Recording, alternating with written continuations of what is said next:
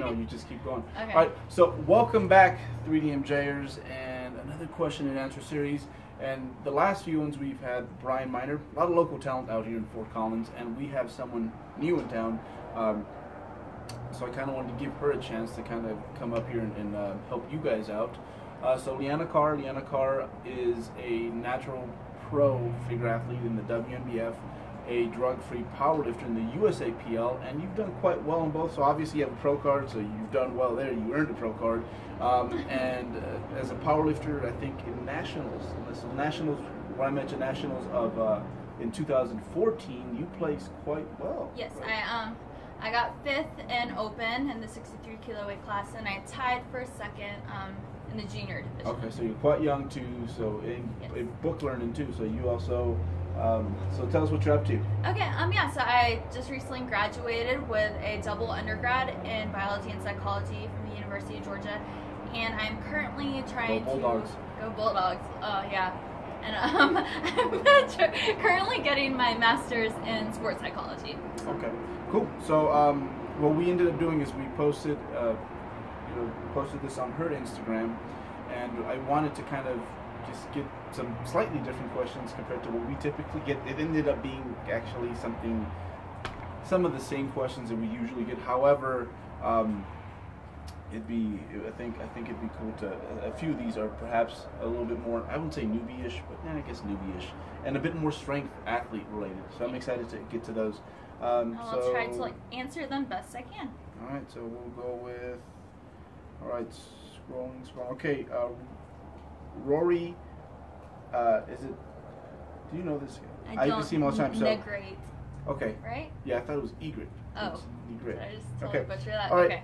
Rory. We know it's the Rory. That part is easy. Okay, 2 syllables. Rory.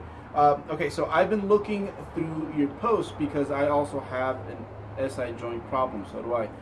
Right now, due to my hips being rotated, I think my weight has been shifting to the right on my squats, and I've been having knee pain and hip pain on my right leg. Have you also been doing alignment exercises to help this? I saw the pull-throughs and the glute bridges. Any other recommendations? All right. Okay, so I think the first thing to note is neither myself or Alberto are medical experts. We're actually not qualified to give you medical advice, and even if we were, I think it'd be a little hard to give you advice, when we're not really familiar with your exact, problems, and just offering advice online, it's just a little bit harder that way. So I think first things first is, obviously go see a medical professional, and not only that, it's definitely more important to see someone who specializes in strength athletes, because it makes a huge difference. Being injured, that's never a fun process, but I think in order to make the process more progressive for you and the doctor, is to just really do your homework, go in, ask questions, figure out exactly what it is that is bothering you, what movements that you're doing that really contribute greatly to the pain, and just be very progressive and just in there with the process. And I think that'll definitely make the progress a little more helpful, I guess. Yeah, and I think when I got hurt, I went through a few people, and finally I found someone who I clicked with pretty well. They understood that I was not going to stop training, and they were really patient with me. We went through basically what I do, and we were able to basically get rid of many movements that I thought at the time were safe. Like, for example, I couldn't squat, so I was leg pressing some really crappy leg presses too, and almost right away dude's like, no dude, that's just not going to work for this period of time. So excellent advice. Seek someone who knows what they're doing in regards to that. Be patient and involved. Let's keep this going. Okay, so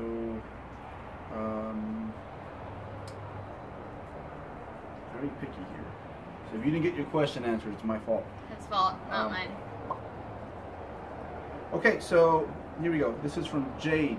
Okay. Jaded spell, so that's not his name. It's his Instagram name. Okay.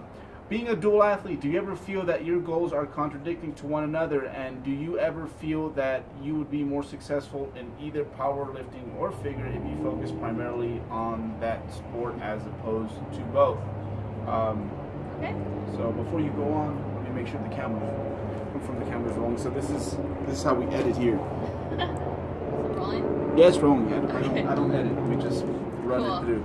All right, so. Okay, so tell 'em. yeah, that's actually a question that I get a lot, and you know, I think that the saying goes, you know, the jack of all trades is the master of none. I think you know, that definitely has its place. You know, you look at probably the best Olympic weightlifters in the world, and if you looked at their training, it would probably be very specific to what they're doing right now.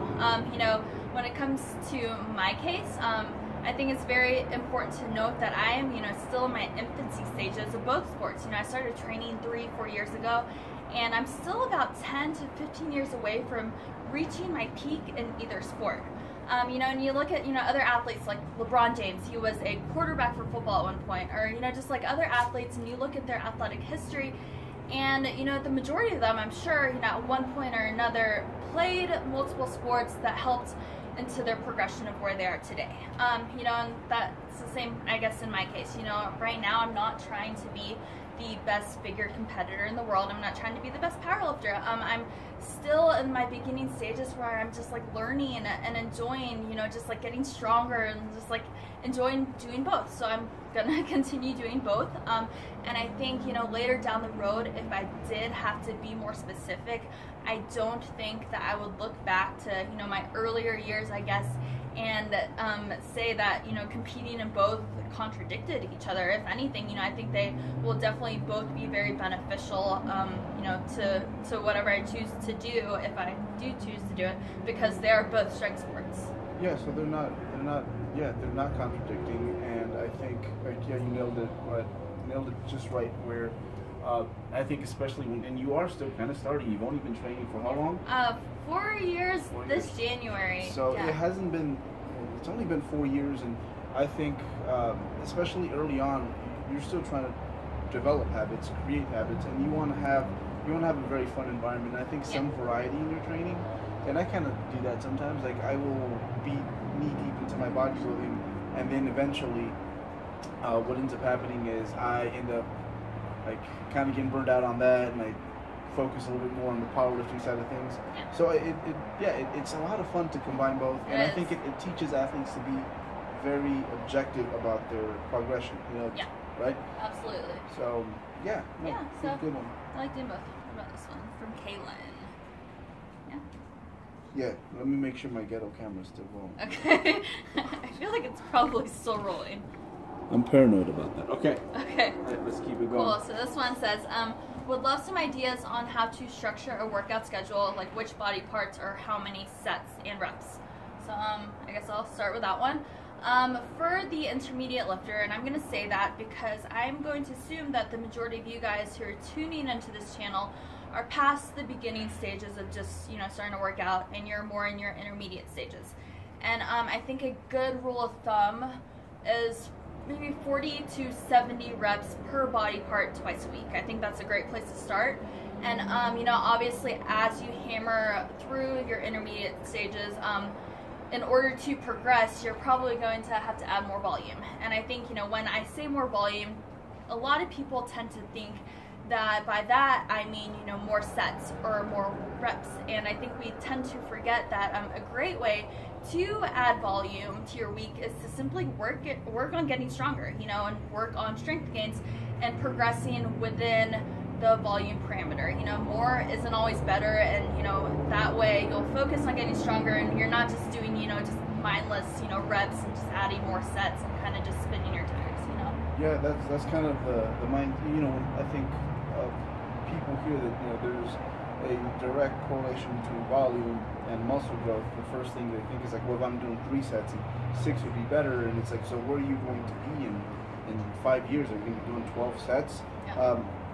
So that's just eventually you can get into a lot of trouble with that. And I think, instead of focusing necessarily on adding more, I think learning to adjust the way you progress within those rep counts you gave is probably a good way to go about it. It's just, it's so underlooked. You know, doing more is easy. Adding a set there is easy. But Let's work on getting progress, strong. That takes a skillful program. Exactly. So. And it's fun to be strong, right? It is fun to be strong. All right, let's go to the next one. Pick this one while I make sure that my camera is still rolling. Okay. Someone donate a camera to me, please. Okay, so Let's see. Anthony Jocko, do you consider steroids cheating? Like maybe if you were to compete against that person in your class weight or just in general? So I guess to answer that, I think that's definitely a personal preference. But for me and for Alberto, we both choose to compete in federations that are tested. The USAPL is a tested federation, and if I choose to compete in those federations just because I don't take steroids and I would like to compete with an even level playing field. So yeah, if I was competing against someone in my weight class who I knew was on steroids, that would be cheating. I'd be pissed. Yeah. So yeah, if you do take stuff, that's your personal preference, but there are plenty of other federations that you can choose that can cater to your, if you're competing in a tested fed and you're on something, you're a bad person. So you, really, whoever, not the person that asked the question, but people who do that. Yeah, it is cheating. Yeah. All right. So next one. Let's see here. There was a good one on was it deloads? Yeah, on deloads. Okay. Here we go. So me want sick. When and how often, how important is it for you to take a deload? What should that look like for a beginner? Are deloads just as important? All right. Okay, so deloads as a beginner. So I think it's important to note that when you're in your beginning phase, it's not just a time to make massive gains. Obviously, the newbie games will come and they're awesome, but I think it's also a great time to start learning to incorporate good habits into your training cycles, and I think incorporating a deload is a very important habit to be able to create. So yeah, I think that a good sound training program usually implements a deload every 4 to 6 weeks, and that really shouldn't change, dependent what stage you're on in your training or athletic career.